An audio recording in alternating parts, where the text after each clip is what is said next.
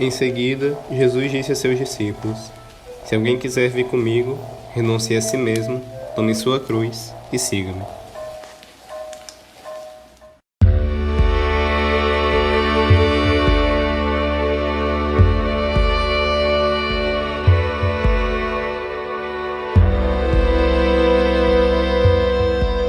Jesus avisou que não ia ser nada fácil, e com Dom Bosco não foi diferente. O oratório virou uma ocupação permanente para Dom Bosco. Ele procurou emprego para algumas pessoas que estavam desempregadas. Tinha alguns meninos que dormiam assim debaixo das pontes de Turim, e ele tentou por 2 vezes dar abrigo a eles. Da primeira vez roubaram os cobertores, da segunda vez roubaram o palheiro, mas ele não desistiu. E Dom Bosco e seu oratório se deslocaram pela cidade várias vezes com sucessão, porque ele era expulso muitas vezes de muitos lugares.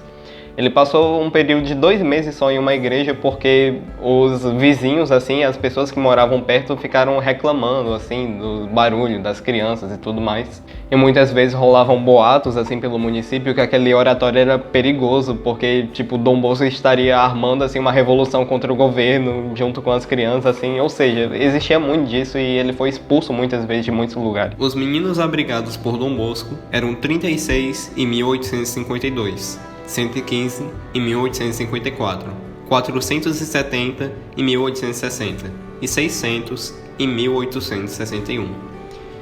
E mais tarde, chegaria a 800 crianças.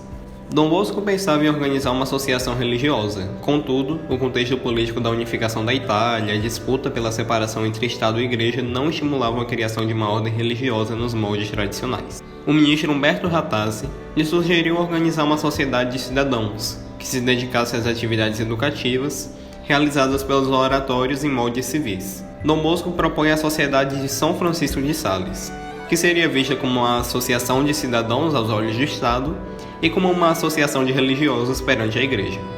Após consultar o Papa Pio IX, Dom Bosco recebeu de seus companheiros padres seminaristas e leigos a adesão à Sociedade de São Francisco de Sales, em 18 de dezembro de 1859.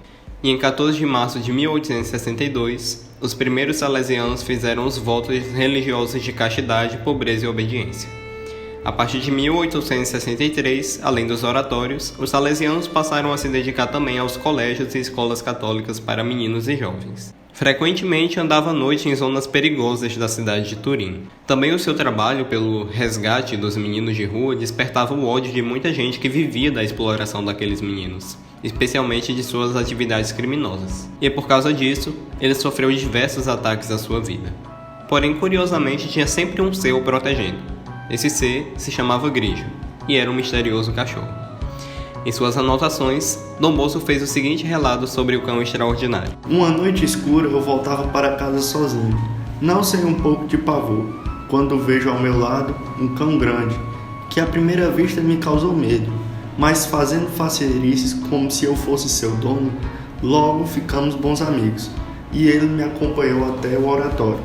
Isto aconteceu muitas outras vezes. Posso dizer que Grigio me prestou importantes serviços. Vou expor o que é pura verdade. Em fins de novembro de 1854, numa noite chuvosa e coberta de neblina, eu vinha sozinho da cidade.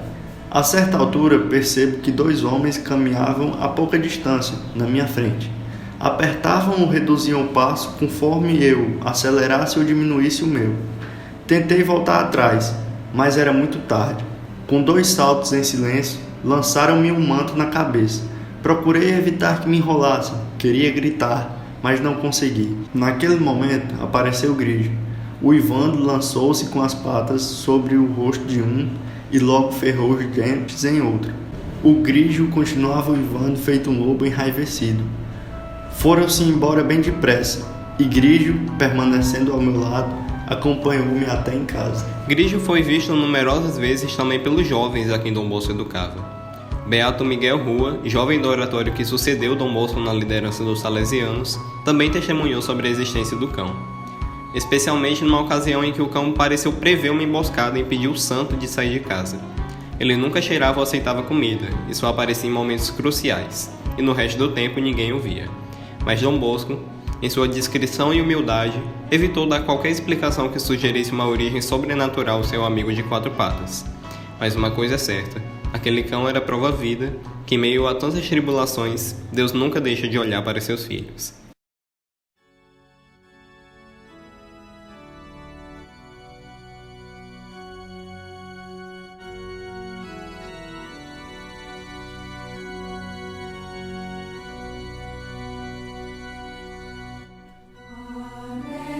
João Bosco também dava como inegável que muitas vezes Nossa Senhora teria lhe ajudado, como ele foi mesmo prometido em seu primeiro sonho.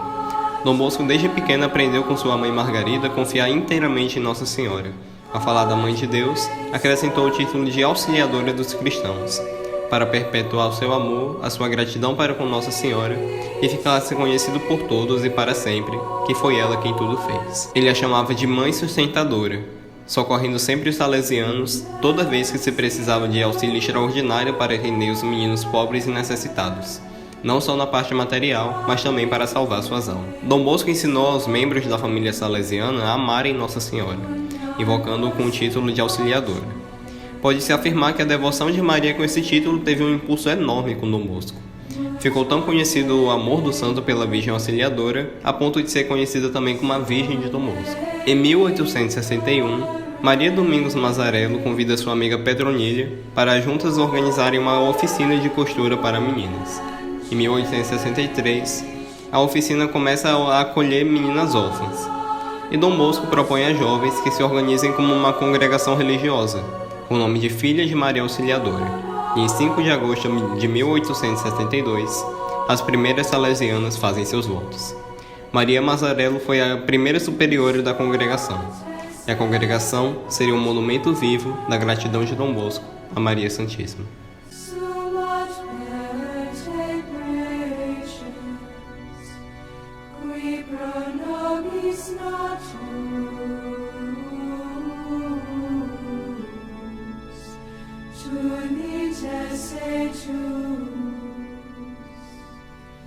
Here